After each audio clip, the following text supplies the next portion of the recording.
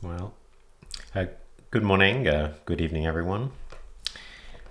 So this is week 7 on practice, and start by showing you the outline for the week. We're going to answer the questions: what is the Buddhist approach to practice? What is Bodhichitta? How do we practice following the middle way? We'll start with a review of the two truths and two approaches to practice. Talk a little bit about self-transformation and self-transcendence and bodhicitta, the central practice of the Mahayana. We'll then talk about what makes a practice Buddhist. And we'll talk a little bit about some of the kinds of practices we're seeing throughout the modern world, self-compassion, meditation, mindfulness, and how to relate those to our Buddhist view and how to make them into a Buddhist practice. And then after the break, we'll talk about faith and devotion. A couple of you asked questions about what is faith? How should we understand faith, especially now that secular Buddhism has become such a thing? So I want to really touch on that. And I'm going to make a strong and perhaps a little bit of a controversial case that faith is actually really important, and let's understand what that is and how a Buddhist faith is actually different from the religious faith we might be more used to. So let's start by reminding ourselves that practice is familiarization with the non-dual view. Right? We've talked about a non-duality in practice, the framework of view, meditation, action, and result. And as you recall, view is the core of Buddhism, the foundation. The wrong view is the root of ignorance and ego and self-clinging, negative emotions, harmful speech and actions, which leads to suffering for ourselves and those around us. So we start our path by establishing the correct view. What is the nature of self, the nature of reality? And we saw in the basic teachings of the Theravada, the view is the three marks: anicca, dukkha, anatta, so non-self, unsatisfactoriness, impermanence. In the Mahayana, we developed this further into the view of shunyata, or emptiness, the non-dual view of the middle way, that ultimately no phenomenon has a truly existing self or identity, and relatively all phenomena appear and function like dreams or illusions. And in our practice, we develop an understanding and intellectual conviction that this view is correct, even though, obviously, at the beginning, it's not the view that's driving our thoughts and emotions and behaviors. And just in passing, I should say, while there are important differences between anatta in the Theravada path and shunyata in the Mahayana path, both of these views directly challenge our ordinary habit of viewing the self as solid and clinging to our identity. So meditation is about familiarizing ourselves with the view, contemplating it, challenging it, testing it, putting it into practice, so that over time it becomes the view that is driving our thoughts and emotions and behaviors. So as we said, it's when our espoused theory has become our theory in use. And there's a vast variety of Buddhist practices and methods that we can use to help familiarize ourselves with the view. As simple as watching the breath, as in the most basic satipatthana practice, as complex as a Tibetan sadhana, and we can even do it without a specific form practice at all. And we've talked about just knowing what is happening right now. And next week we'll talk about action, right? How we integrate this non-dual view into our lives, our work, our relationships. And, we've already said, if we just follow this path, we already have what we need to accomplish the result, right? The non-dual state of the Buddha, the Tathagata. So you might ask, well, what are we going to do today, right? Why do we need another week to talk about this stuff? So I think that the thing we haven't touched on as much until now is that we still have lives in the world, right? Even we focused a lot until now on the deconstruction, right? Focusing on the non-dual view that says phenomena do not have true existence, right? So we've been deconstructing wrong views, but most of us aren't living in a monastic existence. We have lives in the world. We have jobs, relationships, friends, and family. And we need to cultivate the wisdom and compassion and mindfulness to live as Buddhists in the world. Right? We need the skillful means to benefit others. So alongside the emptiness-oriented and wisdom-oriented program of deconstruction, there's a parallel form-oriented and compassion-oriented practice of reconstruction, right? Building a new way of being in the world. And of course, this is all within the non-dual wisdom of Shunyata. Right? We're not seeking to create more ultimate views, or indeed create anything that could be used to support our ignorance and our habit of self-clinging. But nevertheless, we need a relative view and a set of practices and skills to enable us to live and work in this dreamlike, illusory world. Right? That's what we're going to do this week. So when we talk about anatta, or non-self, that allows for two very different ways of approaching the path. Right? There's two different implications we can draw from the self not being truly existing. The first is the idea of self-transcendence. Since the self is illusory and does not truly exist, the self isn't real, so our self-clinging is based on something unreal, which means we can transcend our self-clinging entirely. And we do this, as we've talked about previously, through practices like vipassana, right? Seeing the truth. This is the path of awakening and liberation. But unless we're in a lifelong mountain retreat, we still need to engage in the world, right? And so for that, we then can talk about self-transformation. There is no fixed self, right, because there is no truly existing self, so we can change our relative self, our stories, our goals, our values, our habits, our behaviors, everything that makes up our character, our self in the world. And since we can choose to invent any self-narrative we would like, we might as well make it a good one. Right? We can ask what would be good in our relative world, and we can change the way we manifest ourselves so that we can benefit, right? We can follow our idea of good. Remember, there's benefit in the outer, inner, and innermost ways, materially, psychologically, and in terms of truth. And it's not just for ourselves, but it's for others, for the whole system. And once we understand there is no truly existing self, we understand that all phenomena are dependently arising. We are not separate from the world around us. So we begin to see ourselves much more as citizens of the world, with connections to and responsibility for all sentient beings. And this relative view of interdependence is the basis for cultivating compassion and the desire and commitment to benefit others. It's the basis of the Mahayana path of taking everyday life and taking other beings as our path. Right, so we can and we should redesign ourselves, our narrative, our purpose, our goals, and so forth, but all with the knowledge that none of it is real. It's there and it's not there. So we won't get caught in taking our compassion too seriously. Remember rule number 6. Yeah, and we need both, right? Ultimately, at any moment we can bring and practice the non-dual view, seeing the illusory and dreamlike nature of the world.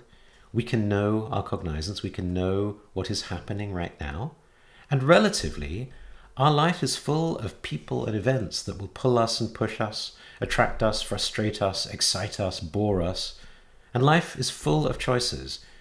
We need to choose what to do in the world, even if we choose to do nothing, right? So all of this is also an opportunity to practice. So the famous words of Guru Rinpoche Padmasambhava, he says, "Though my view is as spacious as the sky, my actions in respect for cause and effect are as fine as grains of flour." So here he's talking about non-duality in the world in our practice. And view without practice, without action, is just intellectual understanding. It won't transform us. It won't transform our meditation or our action in the world. As Rinpoche says, 98% of the path is practice.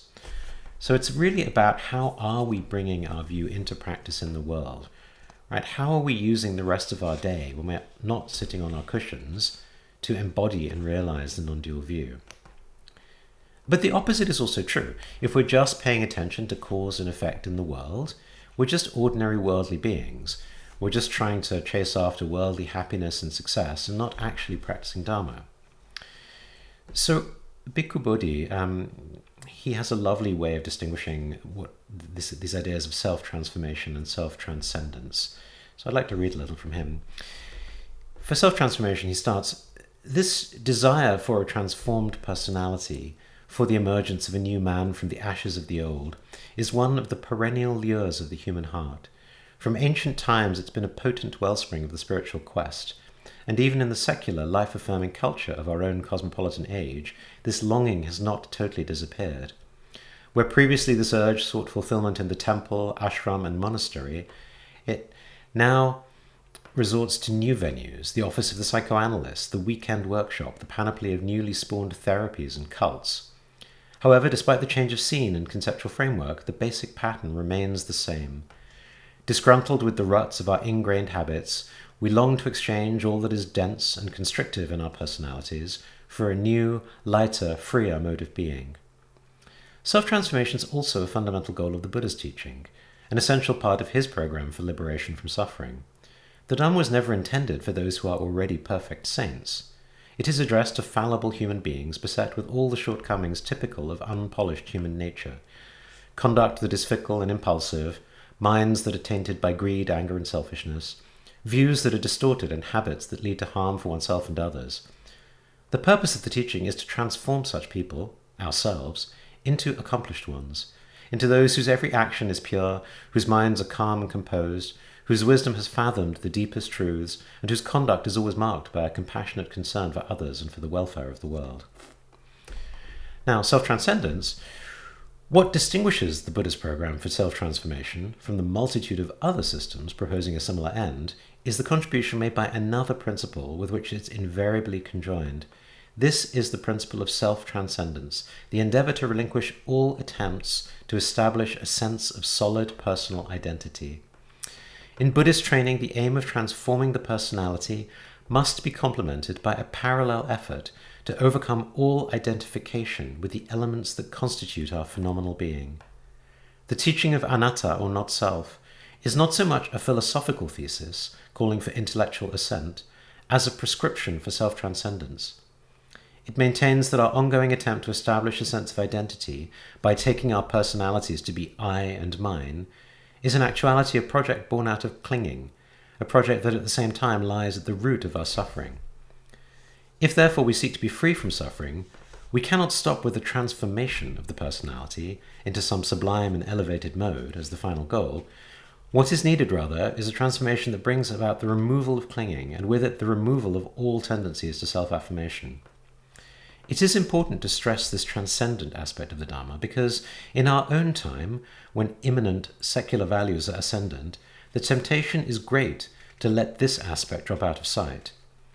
If we assume that the worth of a practice consists solely in its ability to yield concrete, this-worldly results, we may incline to view the Dhamma simply as a means of refining and healing the divided personality, leading in the end to a renewed affirmation of our mundane selves and our situation in the world. In the proper practice of Dhamma, both principles, that of self-transformation and that of self-transcendence, are equally crucial. The principle of self-transformation alone is blind, leading at best to an ennobled personality, but not to a liberated one. The principle of self-transcendence alone is barren, leading to a cold, ascetic withdrawal devoid of the potential for enlightenment. So, I really love this. I think it's very beautiful language around non-duality and the two truths. As he says, without wisdom you're blind, but without compassion you're barren. So he talks then about what does this mean for the path. Of the two principles, that of self-transcendence claims primacy both at the beginning of the path and at the end, for it is this principle that gives direction to the process of self-transformation, revealing the goal to which a transformation of the personality should lead, and the nature of the changes required to bring the goal within our reach. However, the Buddhist path is not a perpendicular ascent to be scaled with picks, ropes, and studded boots, but a step-by-step training which unfolds in a natural progression. Thus, the abrupt challenge of self-transcendence, the relinquishing of all points of attachment, is met and mastered by the gradual process of self-transformation. By moral discipline, mental purification, and the development of insight, we advance in stages from our initial condition of bondage to the domain of untrammeled freedom. Yeah, so that's also really important. Even though our ultimate path is a real step change in a way of being in the world, we have the gradual path of self-transformation as a way to get there. So I want to talk a little bit more about that, right? This idea of self-transformation, the changing of ourself in the world. And for that we have the Bodhisattva path, which is vast, and we're just going to dip into it. So again, just to remind ourselves, we've been talking about the two truths, ultimate and relative. We've been talking about self-transcendence, which is more the ultimate, self-transformation, which is more the relative. Or in the language of the Heart Sutra, form is emptiness, more the ultimate. Emptiness is form, more the relative, right? So what is the form aspect of our practice? In particular, we have all the Bodhisattva path, right? We have the 4 immeasurables, we have the 6 paramitas, we have many other Mahayana practices. And I'd like to focus here in particular on the 4 immeasurables of the aspiration bodhicitta. Right, so I'll just go through them briefly. The first is loving kindness. And this is where we're practicing the aspiration, the wish, the desire for all beings to be happy. And the commentaries say, we should feel love for them like that of parents taking care of their young children. They ignore all of their children's lack of gratitude and all the difficulties involved, devoting their every thought, word, and deed entirely to making their little ones happy, comfortable, and cozy. Right? The next is compassion, and this is the wish, may all beings be free from suffering. Right? So we have all these beings striving for happiness and comfort. They all want to be happy and comfortable. Not one of them wants to be unhappy or suffer, yet they do not understand the causes of happiness. And instead they engage in action that's going to result in suffering. Right? So for that, we see that, and we have tremendous compassion for that. Again, the commentaries say, think of someone in immense torment, a person cast into the deepest dungeon awaiting execution, or an animal standing before the butcher about to be slaughtered. Feel love and compassion towards that being as if it were your own mother or child. Okay, the third practice is sympathetic joy. The wish, may all beings never be separated from happiness. And this is the antidote to jealousy. Right? Usually we don't like seeing others happy, especially if they're people that we don't like or people we're in competition with. Right? So to work against that habit, we practice and cultivate sympathetic joy. And the final one of the 4 immeasurables is equanimity. Right? This impartiality, right? Giving up our hatred for enemies, our infatuation with friends, and cultivating an even-minded attitude towards all beings, free of attachment from those close and aversion from those distant. Right? And we wish this equanimity for all others as well. Right? And of course, ultimately, this becomes non-duality. So when it comes to practice, we're encouraged to start by practicing with people we already feel close to, our family, friends, and loved ones. Then extend the practice to people who are neutral, people we might meet in a grocery store, for example. Then to our enemies, and then ultimately to all beings. And as Rinpoche says, it's of course wonderful and important to aspire to awaken all beings, but can we even practice bodhicitta for just one person close to us, or even just the 5 closest people in our lives? Can we really wish them the loving kindness, compassion, joy, and equanimity? Because if we really want to embrace the Mahayana path of self-transformation and self-transcendence, there really is nothing better than using the raw material of our everyday interactions with the people in our lives. Okay, so bodhicitta then is different from compassion, as we've just seen, right? Compassion is about the wish to free people from suffering, whereas bodhicitta is the wish to awaken all sentient beings to the truth. Right? It has 3 aspects. The first is the wish that people are free from suffering and its causes, and this is something everybody understands, even positive psychology wants this. The second aspect is the wish to free everyone also from worldly happiness and its causes, because even our so-called worldly happiness is conditioned and untrustworthy. And as Rinpoche said, all of our wisdom traditions share this, and already we're now very different from Western positive psychology. And the final of the 3 is the wish to be free from all phenomena, right? All concepts, values, language, even the path. And that's where it's really practicing non-duality. And as we've said last week and the weeks before, we'll say again, all our action, all our practice is blind without wisdom, whereas any and all practices can become bodhisattva activity if done with wisdom. As Rinpoche said, we may perhaps come to the intellectual conviction that everything is just my projection, but for many of us, it's actually hard to put that into practice because our ideas, our values, our self are so precious. They're like stone carved in the center of our heart. Right? Just think of our political beliefs.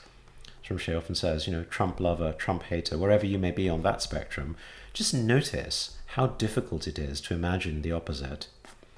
So don't kid yourself about how likely your practice is to be informed by non-dual view.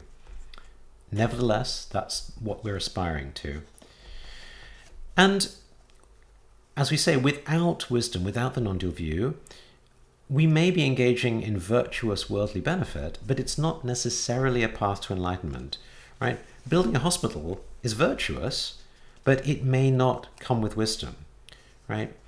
Maybe what we're really wanting is to put our name above the front door of the hospital, right? To go down in history as a generous benefactor.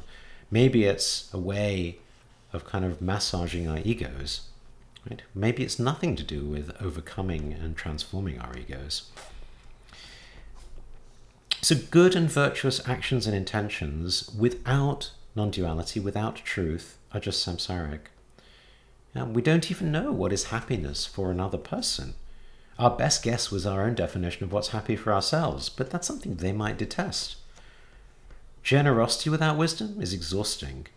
Compassion and empathy without wisdom just leads to burnout.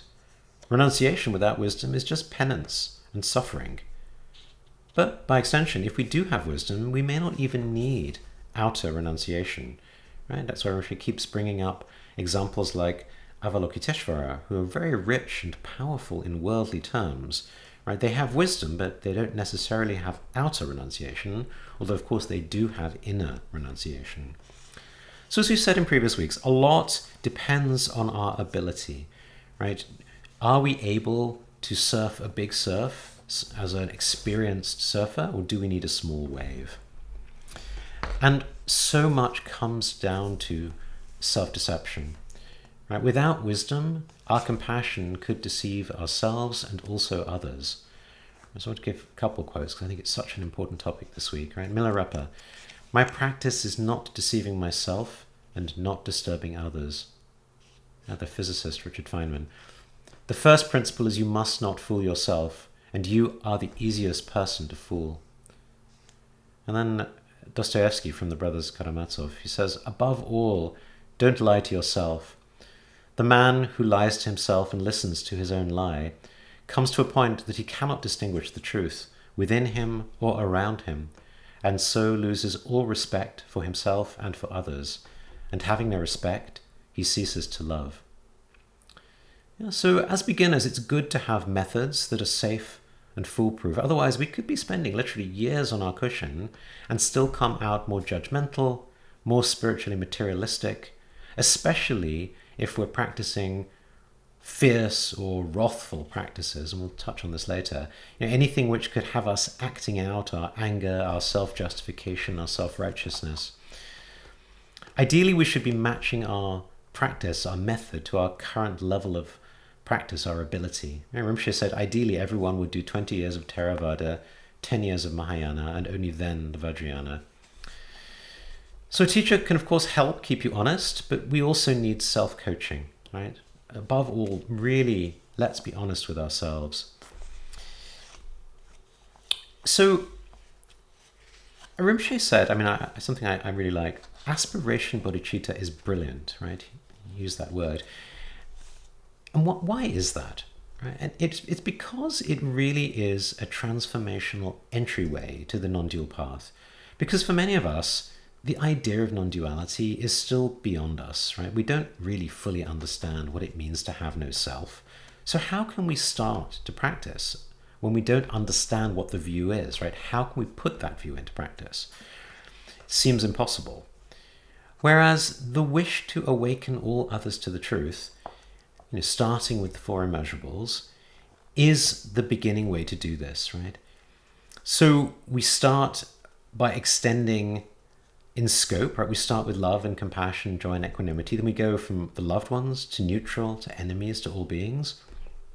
But then we extend it also in degree, not just worldly happiness, worldly freedom from suffering, but all the way to awakening and liberation.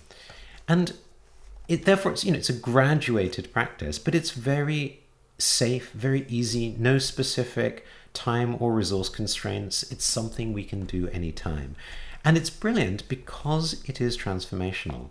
Right? This idea of transforming all others rather than just self, it shifts the whole idea of our path away from our regular way of thinking in terms of activities as tasks, the idea of a 9-to-5 workday.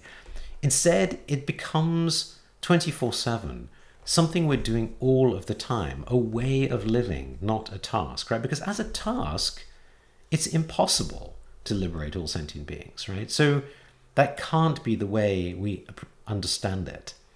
And this again is where rationalizing economists will give up, right? But also, when we say all sentient beings, like the equanimity in the Four Immeasurables, it means going beyond my tribe. It's universal compassion, not the sort of partial compassion that we normally have, right? It forces the transformation of our view of self and others, friends and enemies, into an unconditional positive regard. Also focusing on awakening rather than ordinary worldly outcomes of success and happiness challenges our ordinary system of worldly goals and values. Right? So again, it forces us to remind ourselves, why are we practicing? What is our path about? And finally, the fact that we don't understand what non-duality really means pushes us to realize that we do need to transform our view, right? There is another world beyond our current limited worldview, right? Non-duality at the beginning may be too much, but nevertheless, we have a method, we have a path that is aligned with non-duality, right? Not just some random activity to keep the children quiet. Okay, so let's talk then. What makes a practice Buddhist? Right, there are so many practices out there. Mindfulness, compassion, self-compassion, secular Buddhism, engaged Buddhism, all the traditional Buddhist practices. Which is best? Are some of these contemporary practices even Buddhist? Does it matter? Okay, so what makes a practice Buddhist? There's something called the Three Noble Principles, which are often referred to as good in the beginning, good in the middle, and good in the end. And there's a popular quotation from Longchenpa which summarizes them. Begin with Bodhichitta, do the main practice without concepts, conclude by dedicating the merit. These, together and complete, are the three vital supports for progressing on the path to liberation. Yeah, for those of you who are practicing the Nindra, the Vajrayana practice, you'll find these throughout the words of my perfect teacher. I counted 17 times. Right? It applies to every practice, every element of our path, even if your practice is just knowing whatever is happening right now. So let's talk a little more detail. Good in the beginning is all about intention, right? It is this aspiration bodhicitta we've already talked about. So before we do anything, really pausing to ask ourselves, why are we doing this? Is this for some selfish goal? Is this for some worldly purpose? Or is this genuinely for the liberation of all beings? Right? Just checking that it's, not just some philanthropic desire to be kind, not focused on self. Okay, good in the middle, that's about our attitude, and in particular our view. Right? It's about non-duality, always being mindful of the fact that it's there and it's not there. All phenomenal appearances are like a dream and like an illusion. Right? So whatever comes up in our practice, whatever comes up as we engage in the world, in other people, always holding that view. Now, ideally, we know the cognizance, right? We know what is happening right now. But if not, at least try to maintain this attitude of non-grasping, free from conceptualization, right? The beginner's mind. And it goes without saying, this requires mindfulness and non-distraction, because we can't maintain the view of non-duality if we're distracted. Right, good in the end, dedication. right? That's really like a synthesis of everything. It's the aspiration that what we have done is for the benefit of all beings. And when we say benefit, again, not just the worldly benefit, but for their attainment of awakening, liberation. It's practicing non-attachment because we're giving it away. It's a very good check, actually, if we think we want to be generous and help others, but we notice at the end that we don't want to give away the merit of our practice. It's just a sign, even in our Dharma practice, perhaps we're not being as selfless as we think. So these three, right, this really is the core of a practice. And with these, all methods can become Dharma practice, right? All action, conduct, lifestyles are acceptable. But without these three, whatever practice we might do is just a way to bring temporary relaxation or peace or bliss, to reduce stress and anxiety, to improve performance, gain greater success. And this is true even if we're engaging in seemingly Buddhist practices like mindfulness, meditation, compassion, self-compassion. Right? Remember, a practice is only Buddhist if its aim is to lead self and others to liberation. Right? Hence the Three Noble Principles. Otherwise, our meditation, our compassion is just for worldly happiness and success, right? Which indeed, unfortunately, a lot of contemporary meditation and compassion practices are for. And as we've said before, that's fine, right? Buddhism isn't against happiness and worldly success, but it's not a path to awakening. And at the same time, I shouldn't be so quick to say that it is fine, because as Buddhists, our wish is to benefit all sentient beings, not just in terms of worldly benefit, but enlightenment. So if someone is merely continuing to live and practice within their existing frame of reference, the pursuit of ordinary worldly goals of happiness and success, that's a sign that the view has not yet begun to penetrate them. And of course, that includes ourselves, right? It means we haven't understood or accepted the three marks of anicca, dukkha, anatta: impermanence, unsatisfactoriness, non-self. It means we're just continuing with our existing samsaric habits of ignorance and clinging and craving. And we know where that leads, right? Unsatisfactoriness and suffering. So compassion and acceptance are essential, but idiot compassion, letting things slide, can only result in harm. So if we were to approach ourselves and all beings with the kind of love and compassion that we would show to our own children, presumably we wouldn't be happy to let our kids engage in behaviors that we know aren't good for them. So maybe we should bear that in mind. And I think especially then, as we turn now to wrathful methods and practices, Rinpoche said, it's very important that we don't bring a dualistic view to bodhicitta. It's not just about being compassionate and kind and loving, right? And we saw in previous weeks how vipassana was misunderstood as being just meditation. And likewise, bodhicitta is misunderstood as being just about compassion. It's the same reasons, right? It's the lack of the non-dual view. We get caught in thinking we have to be just philanthropic, compassionate, caring, kind, gentle, especially with Dharma in the West, which has really become very therapy-oriented. As Rinpoche said, we've lost the element of being ruthlessly raw and honest. Right? So how can we cultivate both the truth, the openness, the courage, and the compassion, the caring, the warmth, the safety, the gentleness?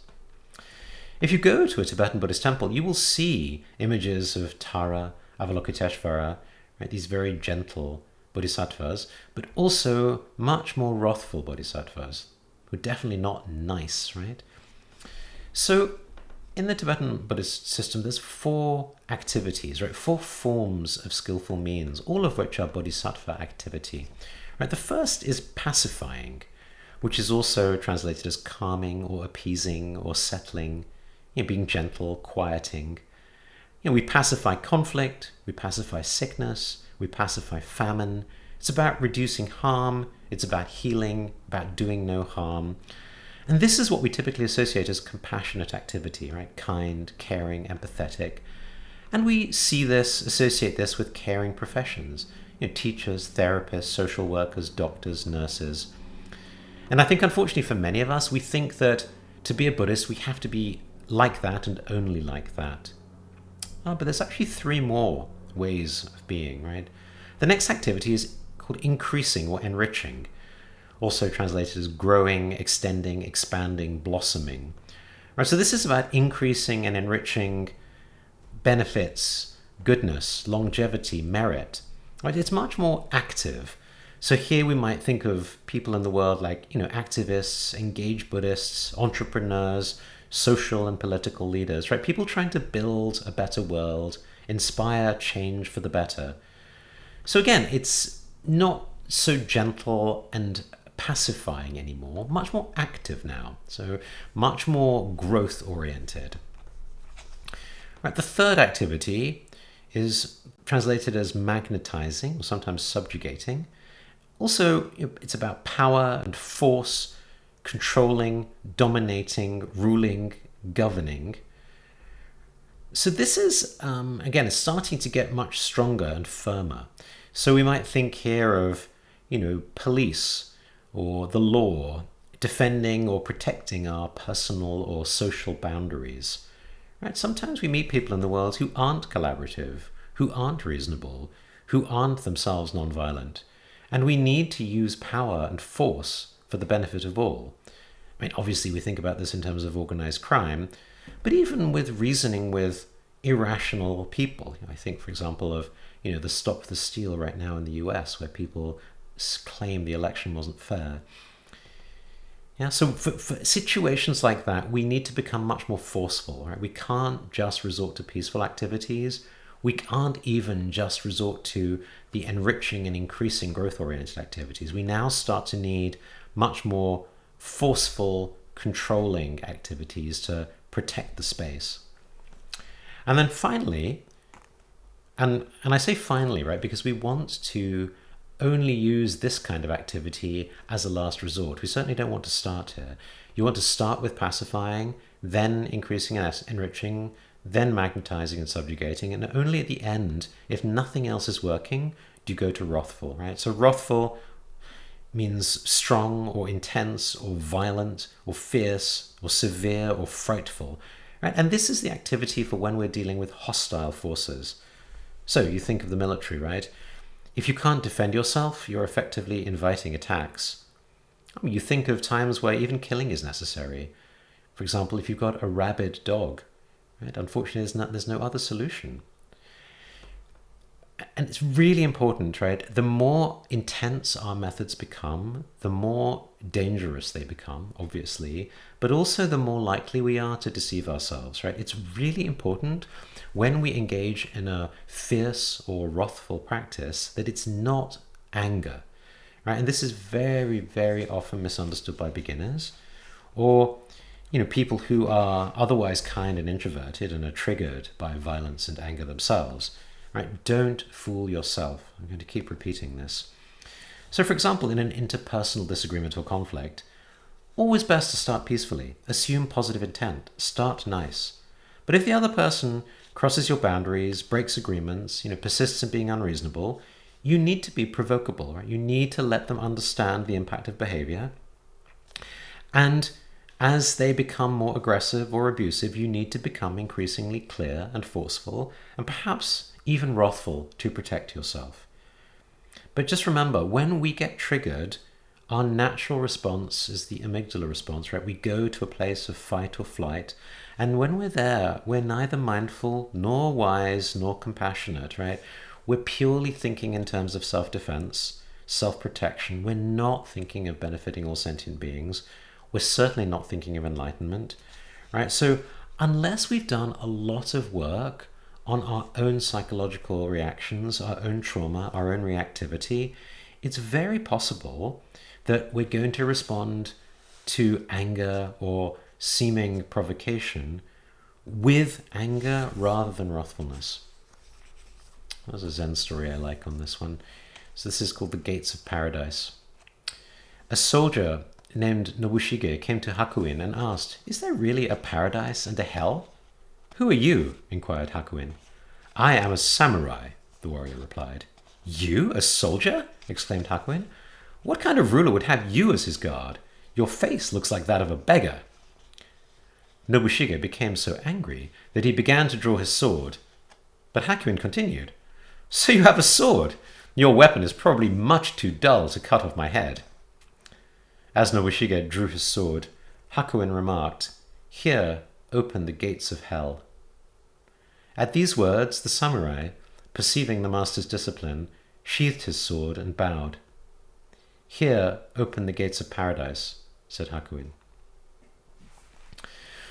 Okay, so let's continue with this notion of wrathful activity, right? As Rinpoche said, if we can only ever be patient or gentle, we can't really call ourselves a bodhisattva, right? Our activity can never really be alchemy because it's trapped in a dualistic view of being nice. It's not liberation. So let's switch now to talk a little about self-compassion, engaged Buddhism, Buddhist activism. This is a very big topic which deserves its own 8-week course. But a lot of these kinds of modern expressions of Dharma have in common an activist energy, right? Wanting to fix what is broken in the world rather than a more passive idea of acceptance or acquiescence. I just want to give one example.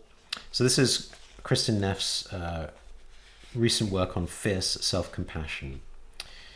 Now, if you're not familiar with her work, self-compassion originated with a Buddhist loving-kindness meditation and directs people to have compassion towards living beings, including oneself, right, as we said earlier. And Neff proposed self-compassion based in particular on compassion for oneself. And she sees it as having 3 components. The first is self-kindness, which refers to extending kindness and understanding to one's own sufferings or failures, rather than harsh judgment and self-judgment.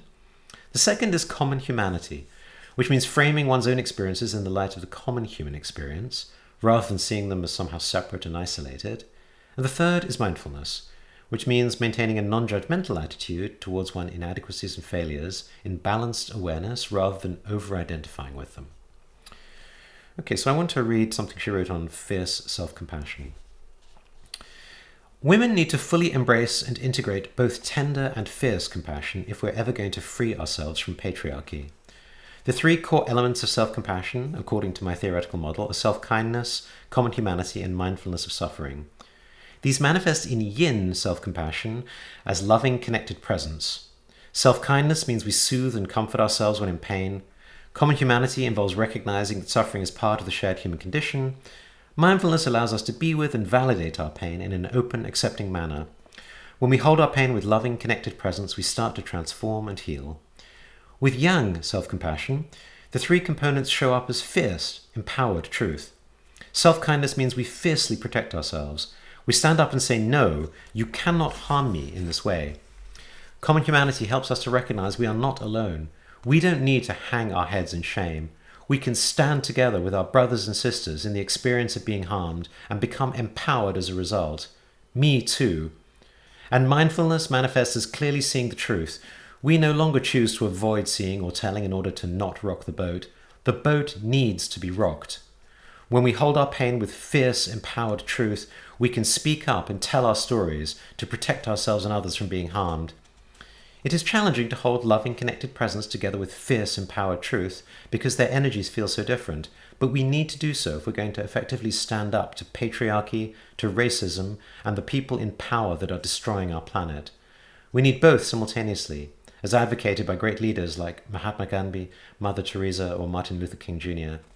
We need loving our hearts so we don't perpetuate a cycle of anger and hate, but we need fierceness so that we don't let things continue on their current harmful path. Yeah, so this is really an example of Rinpoche's point about more than just kind and meek. And so I just would like to just offer some thoughts and questions and reminders for you if you wish to engage in this kind of fierce practice. Right? Firstly, just as we said a moment ago, a reminder that any wrathful or activity is risky, right? It harms self, it harms others, it harms relationships. And there's a well-known psychological reality that power corrupts, right? Decreases caring and empathy.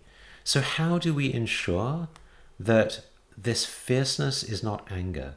Right? Do we actually need a wrathful force? Have we exhausted all the other methods?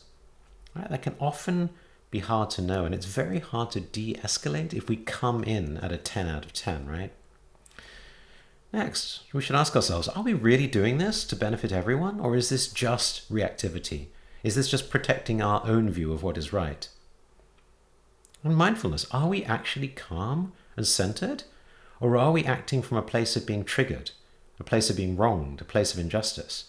Right? We know from psychology, letting off steam, which was seen as a great idea in the 60s, is now seen as very ineffective. All it does is damage trust and relationships and just make conflict even worse, especially with potential antagonists and enemies, right? And this is unfortunately what we see in politics nowadays. Aggressive approaches to parenting and coaching have completely gone out of favor. We see they don't work. If the other person feels threatened or attacked, you're just going to bring out a fight-flight reaction in them. They're not going to come with compassion, with reason, about their shortcomings, let alone engage in win-win thinking. And remember, it's very easy for us as beginners to get pulled into our existing samsaric habits, our dualistic views, our ideas of people and tribes that we like and dislike, those who are good, those who are bad. It's very easy to fall into anger, self-righteousness, self-justification, self-deception. Isn't it funny how we're almost always the ones who are right in any disagreement or conflict?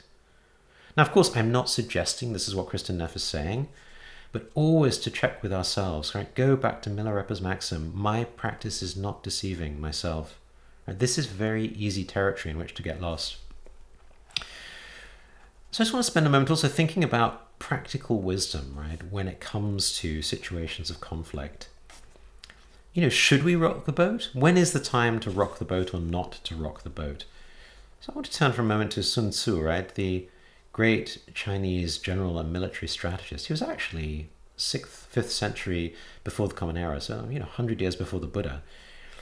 And his book, The Art of War, is still used and quoted by all kinds of people, in business and politics, and of course in the military. And in his view, the supreme art of war is not to fight, right? It's to subdue the enemy without fighting. He says he will win who knows when to fight and when not to fight, right? In other words, to really be very thoughtful and careful about when we pick our battles.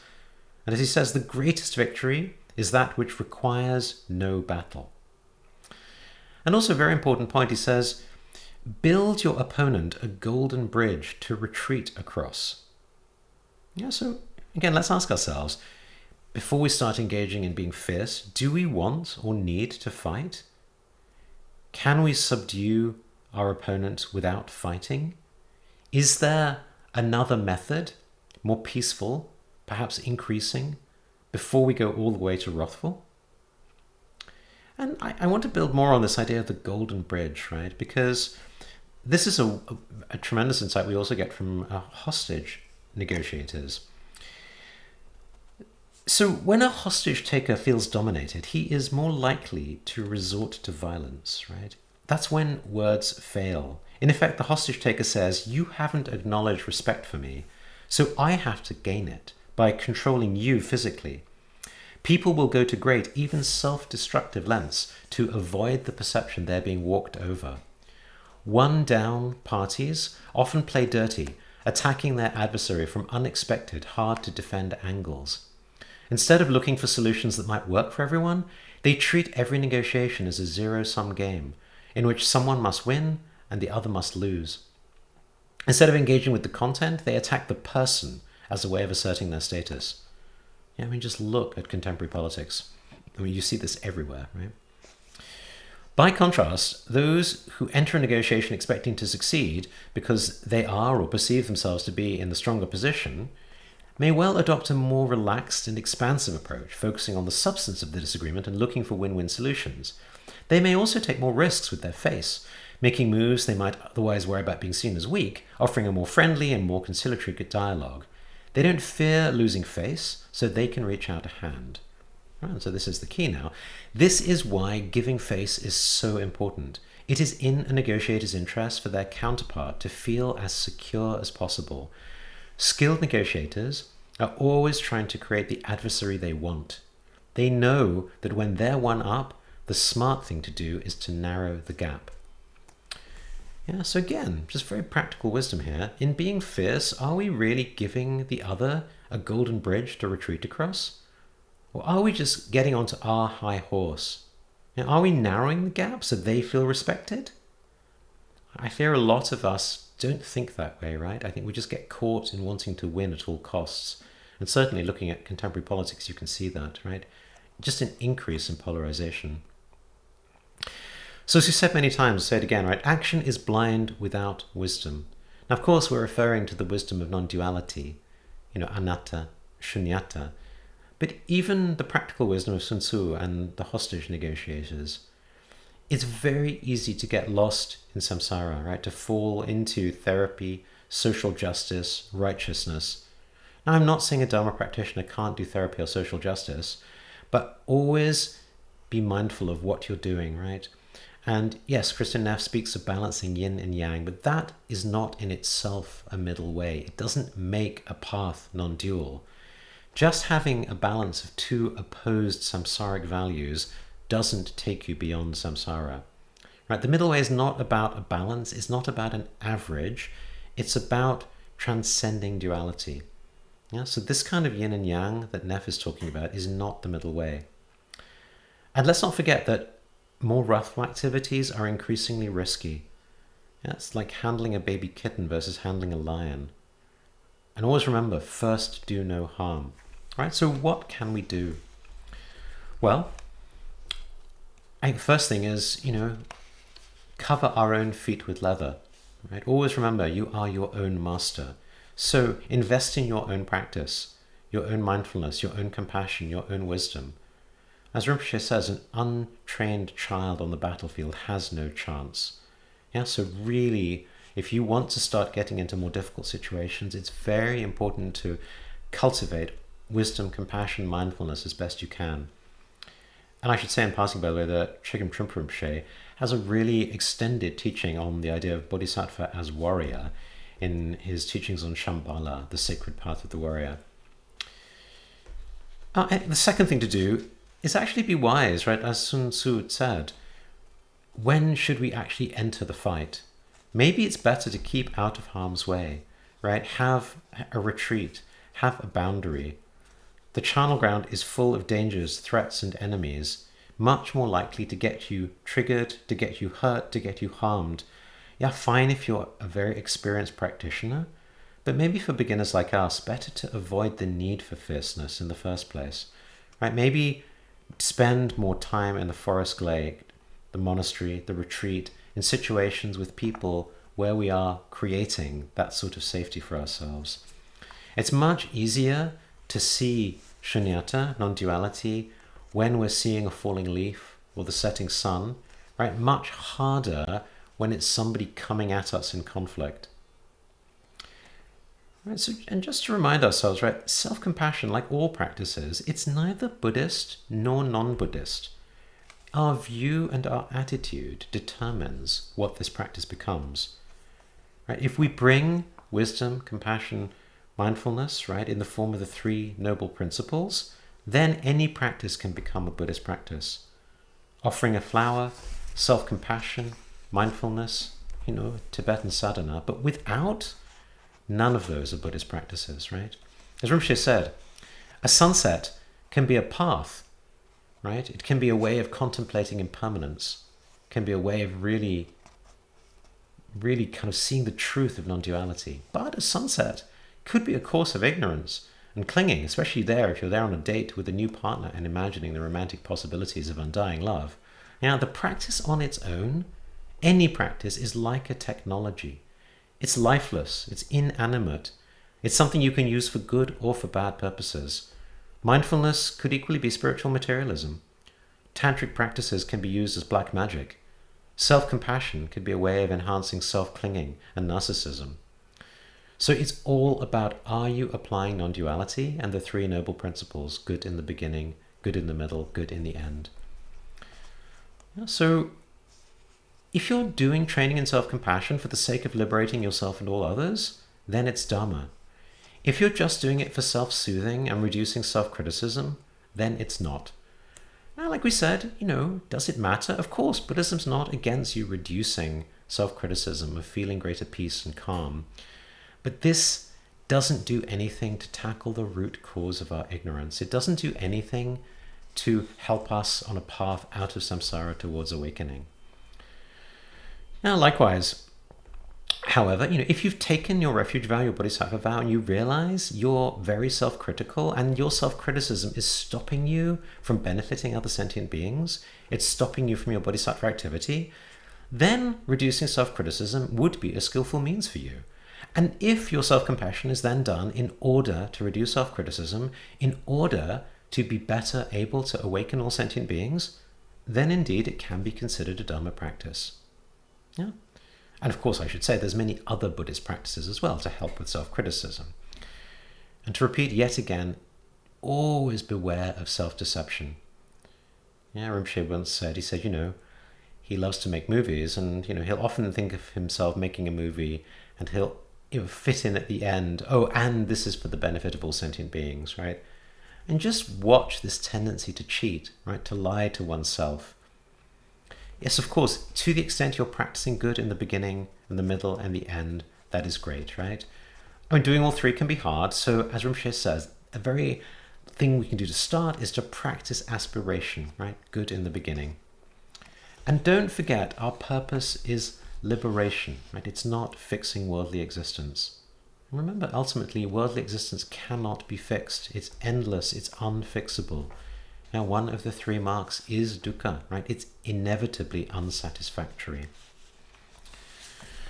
Okay, so before the break, I just want to talk about, Shantideva's attitude to patience. Shantideva is a great Mahayana master, considered really best in class, the definitive teacher on compassion. His text, The Way of the Bodhisattva, the Bodhicharvatara.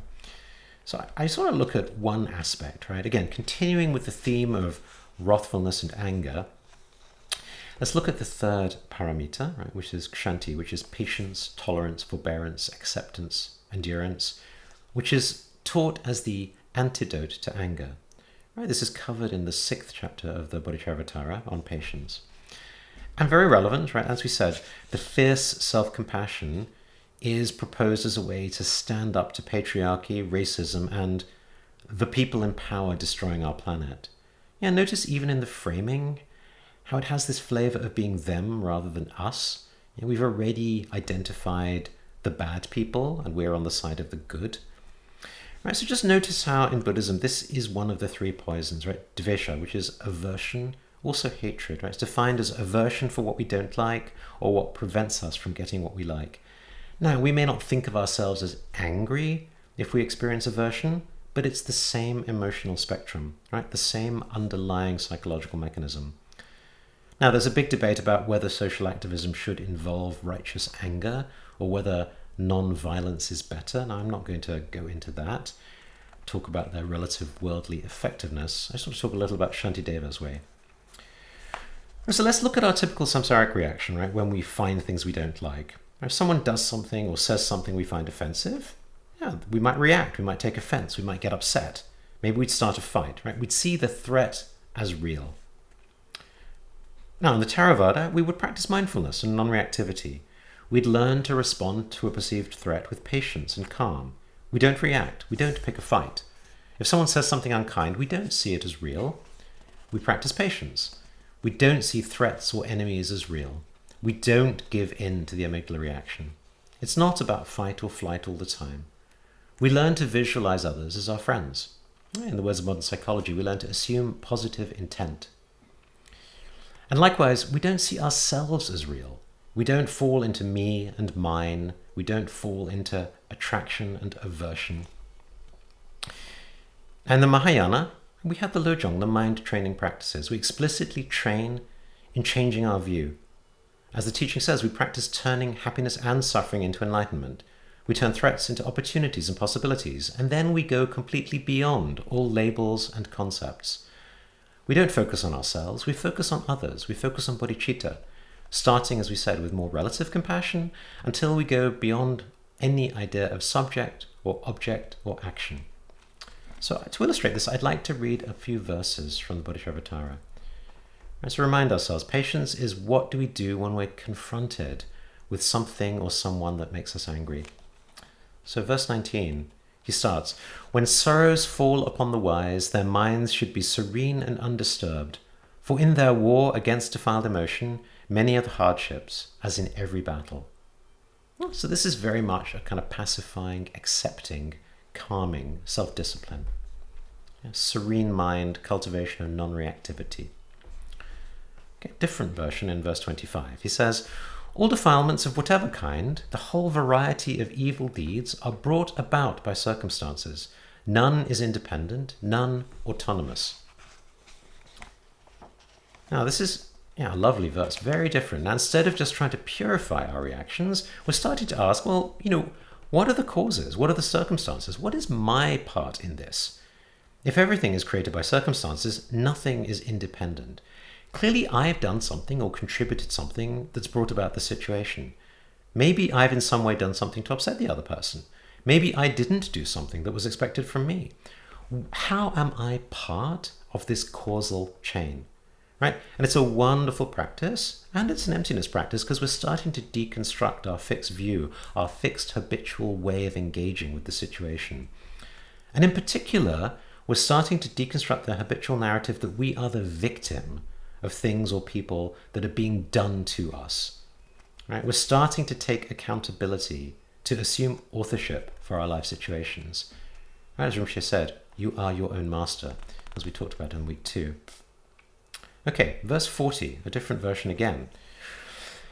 If their faults are fleeting and contingent, if living beings are by nature mild, it's likewise senseless to resent them. As well be angry at the sky when it is full of smoke. Well, so again, another lovely verse. This is now a real compassion practice. We're not just looking at our own emotional reactions and narratives. We're actively thinking about the other person. We're asking ourselves, why am I getting angry with them if they are just as prone to defilements and ignorance and reactivity as me? Isn't this just about what I was about to do? What makes them any different from me? When we see someone else engaging in negative reaction, rather than taking it personally, which is what we usually do, why don't we find a way to practice compassion instead? How about not making it about us, but understanding that it is about them as well? How they're caught up in their own ignorance. How can we do something to help? Now, the most remarkable series of verses then is from 46 to 49, where he completely turns the story around. Right now, it's not even about us being the victims. Instead, he frames us as the aggressors. We are the ones tormenting the other person. It's quite remarkable. And who indeed should I be angry with? This pain is all of my own contriving. Likewise, all the janitors of hell and all the groves of razor trees, those who harm me, rise against me. It's my karma that has summoned them. And if through this these beings go to hell, is it not I who bring their ruin? Because of them, and through my patience, all my many sins are cleansed and purified. But they will be the ones who, thanks to me, will have the long-drawn agonies of hell. Therefore I am their tormentor. Therefore it is they who bring me benefit. Thus with what perversity and pernicious mind will you be angry with your enemies? Yeah? So, remarkable verses. Obviously here the point is, if we really cultivate patience in the kind of face of aggression, we are the ones who are using the aggression for our practice, for our benefit. Whereas the other person is suffering because they are just further embedding their own practices and habits of anger and ignorance.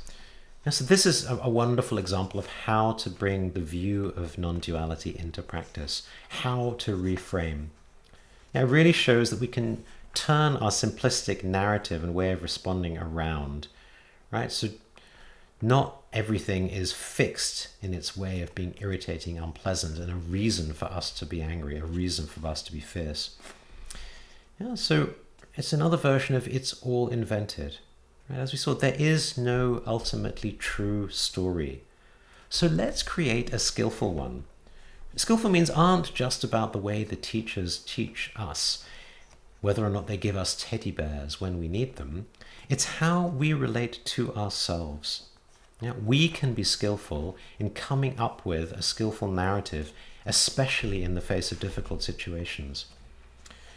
Right, so just before the break, I want to close with 2 stories of how you can transform. Right, the first is from Viktor Frankl. Many of you may know him. He was an Austrian neurologist, psychiatrist, philosopher, and a Holocaust survivor. He remains best known for his 1946 memoir, Man's Search for Meaning, a meditation on what the experience of Auschwitz taught him about meaning and how people survived. And he said there, "What about human liberty? Is there no spiritual freedom in regard to behavior and reaction to any given surroundings? Most important, do the prisoner's reactions to the singular world of the concentration camp prove that man cannot escape the influences of his surroundings? Does man have no choice of action in the face of such circumstances?" We can answer these questions from experience as well as on principle. The experiences of camp life show that man does have a choice of action. Man can preserve a vestige of spiritual freedom, of independence of mind, even in such terrible conditions of psychic and physical stress.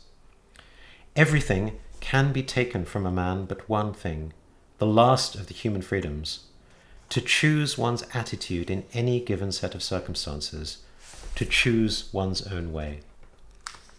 Yeah, so very beautiful, right? Very much, even though he comes from a Jewish tradition, very much aligned with the Buddhist practice of Bodhichitta. Yeah, the point that we can really choose our narrative in every moment. And the last example is from Khenpo Kunga Wangchuk, who's now passed away, but I met him with Rinpoche before his death in 2008.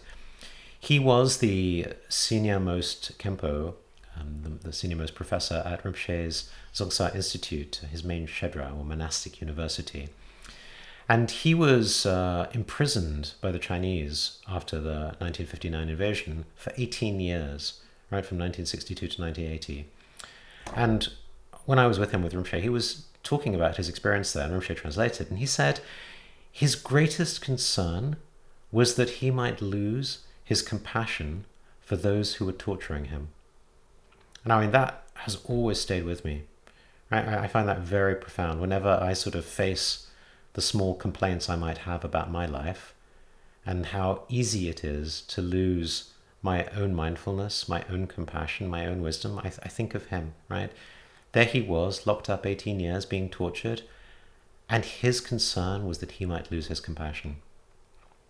Yeah, so very different from Western psychology, very different from self-help, right? A very different way of thinking about self-compassion and how we can really practice in a way that is beneficial for us, right? How to really protect and cultivate our own minds, not give in to dualism, let alone anger and the three poisons. Okay, so with that, let's take a 10-minute break, and I'll see you back here after the break.